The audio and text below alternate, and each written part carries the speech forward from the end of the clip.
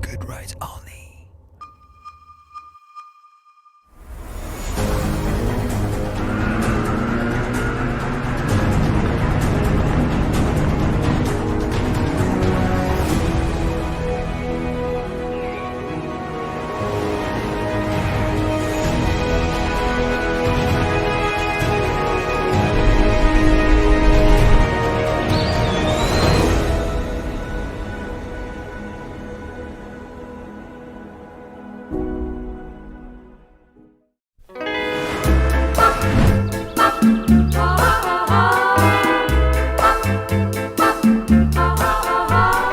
Bon, allez, on va se refaire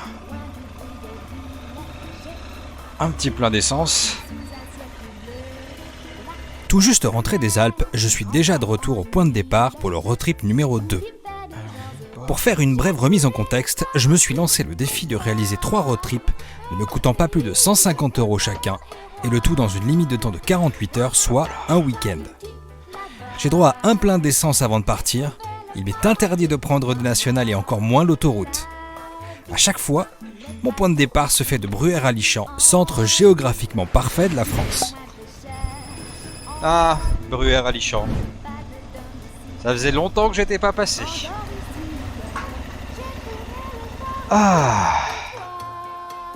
Bon. Ben, je pense qu'on est reparti, hein. Pour ce deuxième épisode, direction la mer, et plus précisément l'île d'Oléron, sur laquelle je vais devoir trouver un bateau pour m'emmener à l'île d'Aix, petit coin de paradis.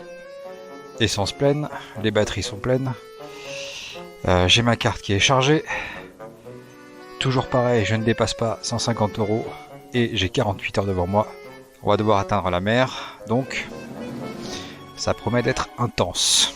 En attendant, Allez, je te promets pendant ces 2 jours un road trip sur mesure, on y va avec des spots insolites et des routes à couper le souffle. et on traîne pas. Bien entendu. Pour voir si j'ai tenu mes engagements, rendez-vous à la fin de cet épisode.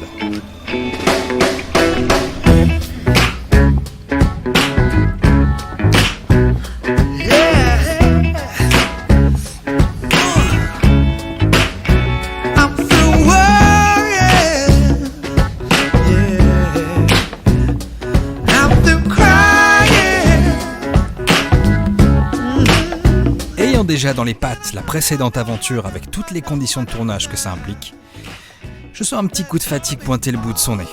Mais je vais rester bien focus parce que j'ai beaucoup de choses à vous montrer.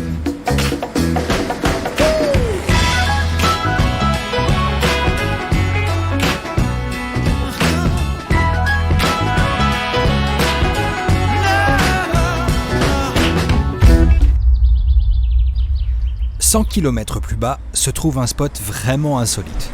Alors, labyrinthe géant. Il y a un peu de monde quand même.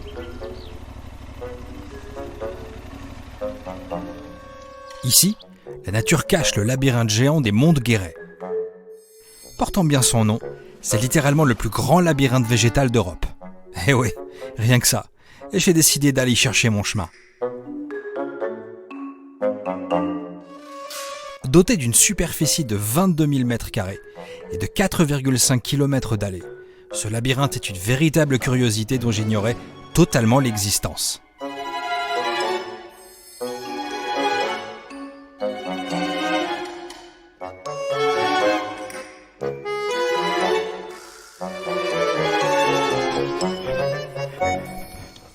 Bon, bah j'ai quand même fini par m'en sortir. C'était vraiment hyper original pour le coup. Allez, go.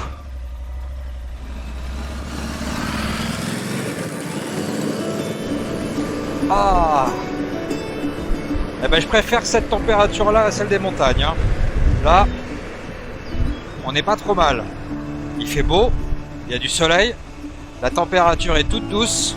Après avoir rapidement grignoté le midi, je reprends ma route direction un endroit supposé mythique par lequel je ne suis encore jamais passé, le plateau de Mille Vaches.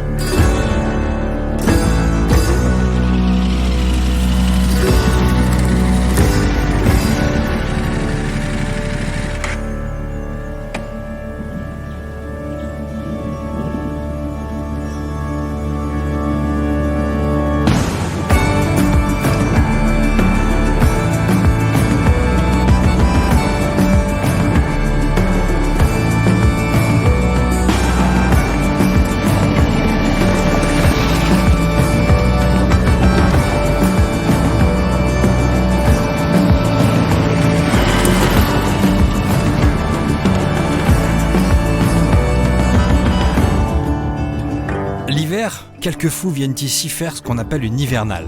Le principe est de se retrouver entre copains, à dos de tout ce qui roule, et de bivouaquer dans la neige. Dans tous les cas, plus j'avance, plus je découvre un parc somptueux dont les routes longées par de grands sapins semblent tenter d'atteindre les nuages. C'est décidément un combo qui fonctionne à chaque fois. Eh ben, on est pas mal. Avant de poursuivre ma route, j'ai décidé de tenter une petite expérience intéressante. Je vais faire quelques courses pour mes futurs repas, avec pour objectif d'acheter au maximum local et français. Il se pourrait bien que ça ne coûte pas forcément ce que j'aurais imaginé.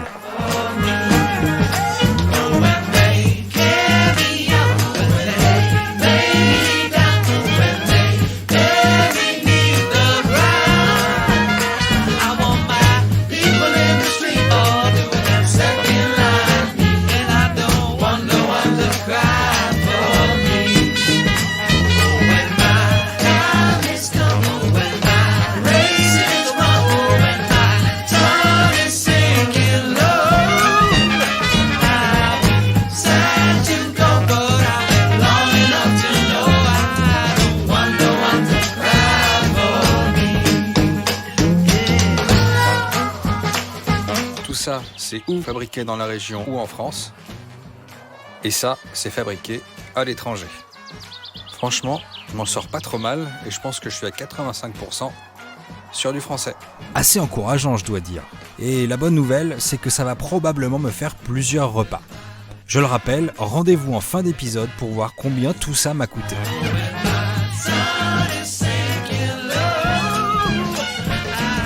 Oh! Magnifique!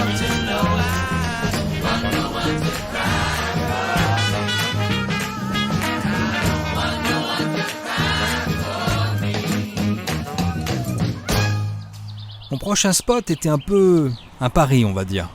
Je n'étais vraiment pas sûr que ça serait une réussite. Mais pourtant... Là, c'est vraiment une très et encore très bonne découverte. C'est magnifique. Ah, mais je suis tellement heureux de voir qu'il y a des choses que je connaissais pas comme ça.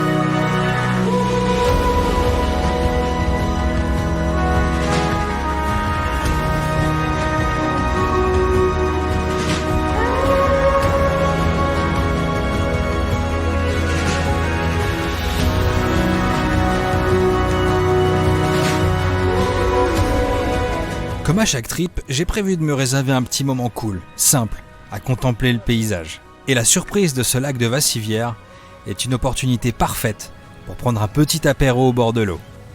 Y a personne. Y a pas un bruit. Mais ces couleurs là, on se croirait en plein automne. Ah non, on est au printemps. Ce lac est un véritable cadeau de la nature et j'en avais jamais entendu parler. Il y a de sérieuses aires de petit Canada ici. Au bout d'un moment, le soleil se fait la malle et la température semble vouloir le suivre. Bon, alors, j'ai trouvé un petit Airbnb pas loin. Il est pas facile à trouver. Et bordel, il a explosé mon budget. Bon, ça va, c'est pas très cher. Hein. Mais bon, on y croit. De toute façon, ma promesse, on ne dépasse pas 150 balles. Par chance, le Airbnb que j'ai choisi est à seulement quelques minutes du lac. Et il se trouve que je suis tombé sur un petit bijou. Oh, c'est magnifique. Trop classe.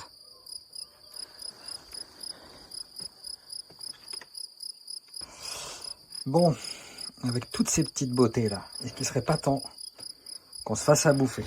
D'abord, on va se mettre... When you're smiling, when you're smiling, when you're smiling, when you're smiling, and the whole world smiles with you. And when you're laughing, oh, you're laughing. When the sun comes shining through. When you're crying, you bring on the rain. Stop your sighing. Won't you be happy again? When you're smiling, keep on smiling. And the world will smile with you.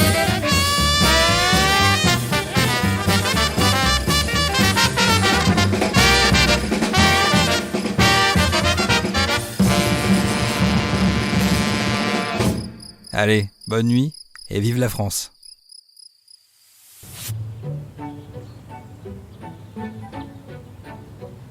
Je me réveille tranquillement dans ce décor de Nouvelle-Aquitaine et je découvre en plein jour mon abri terriblement atypique. C'était un vrai plaisir de dormir ici et je pense que c'est validé à 100%. J'ai pas réussi à partir tôt. Mais bon, l'endroit est super canon. Il a fallu que je bosse un peu ce matin, même si je me suis levé à 7h30. Et en fait, au moment où j'étais prêt, je me suis mis à papoter avec des personnes qui travaillent ici. Ils sont hyper sympas, mais hyper cool. Et l'endroit est une vraie pépite. On va pousser pour pas effrayer les bêtes. Parce qu'il y a des ânes partout. Voilà. Bon, on va faire le point sur la journée d'hier. Donc j'ai vu le lac de Vassivière, le labyrinthe des Monts de Guéret, le départ de Bruyères-à-Lichamps. Il me reste 2 barres d'essence. J'ai presque 350 km à faire aujourd'hui. On est en fin de matinée. Ça va être chaud. Dans tous les cas, là je suis en pleine campagne. C'est très très joli. Je découvre complètement la région. Le lac de Vassivière hier, c'était une vraie belle découverte. Je connaissais pas du tout. Et ben c'est parti pour la 2e journée de ce road trip.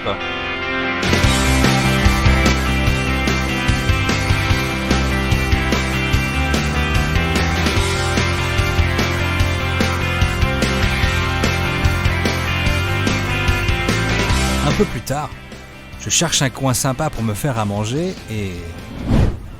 Ah ouais! Je ne pensais pas du tout tomber là-dessus. Alors là,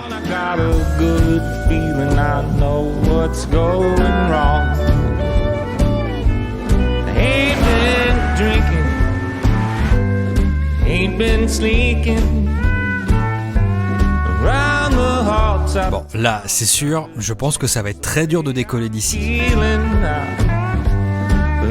Pendant le repas, je me suis assuré de bien avoir la confirmation du contact qui va m'emmener en bateau ce soir voir le coucher de soleil sur l'île d'Aix.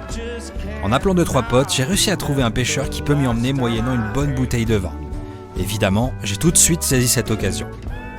Quoi qu'il en soit, je continue ma route avec une flemme colossale tellement l'endroit est reposant.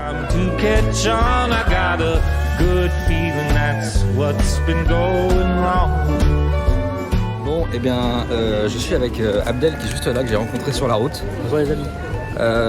Qui me fait visiter la ville d'Angoulême. Je savais pas du tout quoi voir. Et donc je le suis pendant une petite heure ou deux, on sait pas, on va voir. Mais voilà, c'est mon guide aujourd'hui. Je suis très content parce que je savais pas trop, j'étais un peu paumé, je savais pas trop quoi voir sur la ville. Donc là on va aller voir quoi? Le marché d'Angoulême, c'est un marché historique très connu où les gens tous les matins viennent acheter leurs légumes. Ok, et ben on va aller voir le marché d'Angoulême. Je décide alors de me laisser porter par mon nouveau guide. Je découvre les halles de la ville, de la bonne bouffe, des odeurs, des couleurs. Ici c'est sûr, je me sens pas trop mal.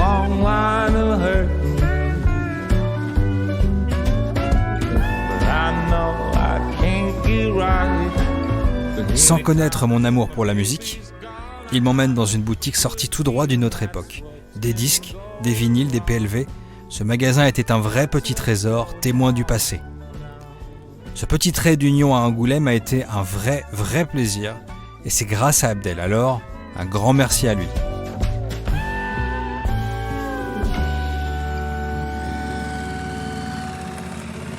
Contrairement au trip précédent, ici, l'argent a filé un peu plus vite. Le Airbnb était une vraie réussite, mais une réussite qui a tout de même fait une belle entorse dans le budget. bon, ça y est, j'ai plus d'essence, donc on va remplir le réservoir. Allez, dernière ligne droite jusqu'à l'île de Léron et j'espère que je vais réussir à atteindre l'île d'Aix. C'est pas gagné, mais on y croit. Allez, j'ai 2 heures de route, il me reste de l'essence, je vais pas avoir besoin de faire d'autres plats, on y croit.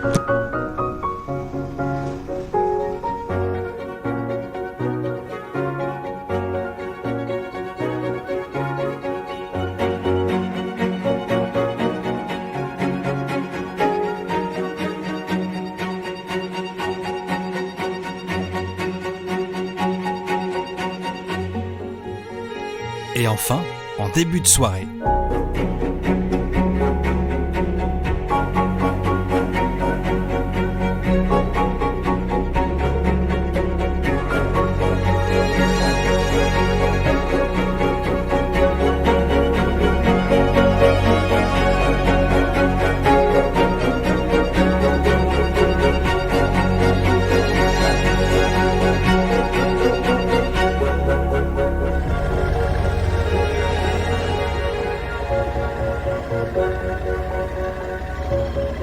et je finis par enfin arriver chez Fred.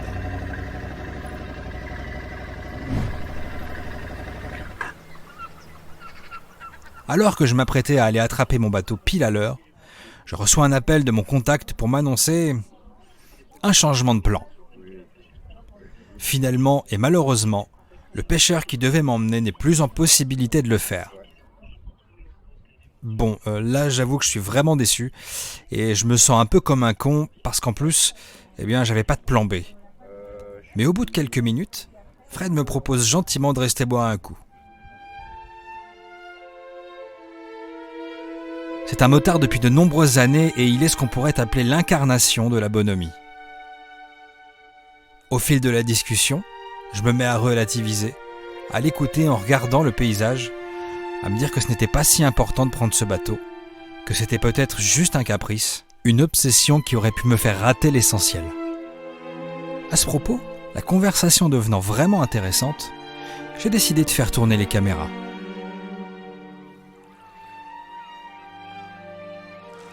J'ai jamais aimé le voyage, j'ai jamais été intéressé par le voyage avant de faire de la moto. Mais il y a un endroit sur Terre où j'ai toujours rêvé d'aller, c'est les États-Unis.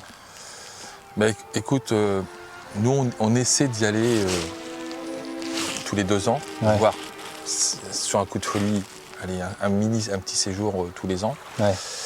Mais je me rappellerai toujours on se rappelle toujours éventuellement d'une première fois, comme on dit. Tu sais. Et lorsque je suis arrivé à Monument de Vallée pour la première fois en moto. Voilà. Donc avant d'arriver vraiment sur le site, il y a le paysage qui est là. Et j'avais en tête ce que m'avait dit mon père une fois, parce qu'on regardait souvent les westerns tous les deux ensemble quand il était là. Et ces fameux westerns où tu vois Monument de Vallée, et il me dit, écoute, si un jour tu as l'occasion d'y aller, fais-le. Et là, tu arrives, tu vois au fur et à mesure Monument de Vallée avec les maïs, et j'avais les larmes qui coulaient sur mon foulard, en fait. Tu vois ? Excellent. Ouais. Et ça m'a... Et Valérie qui roulait devant moi, elle voyait que je ralentissais pour profiter au maximum de cette arrivée avec... plus on avait choisi le moment, tu sais, fin de journée, pour que vraiment les terres soient rouges avec le soleil. Et en fait, elle savait à quoi je pensais, ce que je lui avais dit le matin. Ton papa était déjà parti à l'époque. Ouais. Donc tu t'es dit, là, je boucle la boucle, quoi. C'est pas boucler la boucle, c'est repenser à certains moments quand j'étais enfant avec lui et ado, parce que mon papa était un militaire de carrière et donc souvent absent. Et il y a des phrases que tu n'oublies pas, ou des phrases Bien sûr. ou des scènes de vie que tu n'oublies pas, parce qu'elles te rapportent un moment d'une vie de voyage. Ouais. Voilà. Je n'étais pas préparé, mais son histoire m'a énormément touché. Je me sens humble face à sa confiance de m'avoir parlé sous l'œil des caméras. Et ce petit instant face à la mer, face à l'île d'Aix que je ne pouvais qu'entreapercevoir, était suspendu. Un moment de grâce éclairé par le soleil couchant, ce fut définitivement un instant de qualité, une interaction humaine que peu de paysages pourraient remplacer. Bateau ou non, qu'importe. J'ai voyagé à travers mes routes, à travers ces mots, et c'est tout ce qui compte, finalement.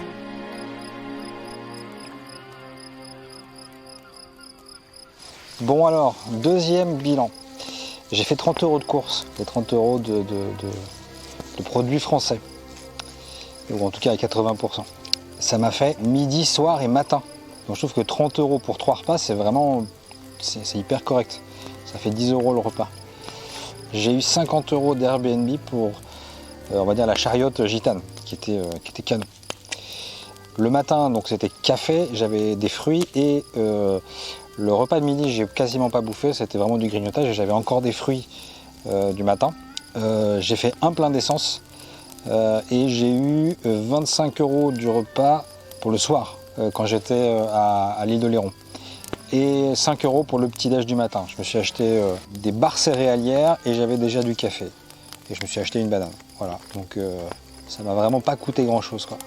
Et donc ça fait un total de 140 € en tout. Avec le Airbnb compris, hein. Donc c'est vraiment tout compris, essence et avec le Airbnb. Donc franchement, il reste 10 balles. On peut faire des trucs et trouver de l'insolite et se faire plaisir pour moins de 150 balles, quoi. J'espère que cet épisode vous a plu. Je pense que ma mission est remplie. Si vous avez aimé, n'hésitez pas à me le dire. Sortez de chez vous, faites des choses. Et surtout, manquez pas le tout dernier épisode. Ça va être un petit peu particulier parce que là, je fais sauter la barrière des 48 heures. Mais je vais essayer de voir jusqu'où je peux aller avec 150 €. Je pense que ça va être assez fun. En tout cas, je vous donne rendez-vous la semaine prochaine. Je vous souhaite une très bonne nuit. Et n'oubliez pas, il en faut peu pour être heureux. Allez, à plus.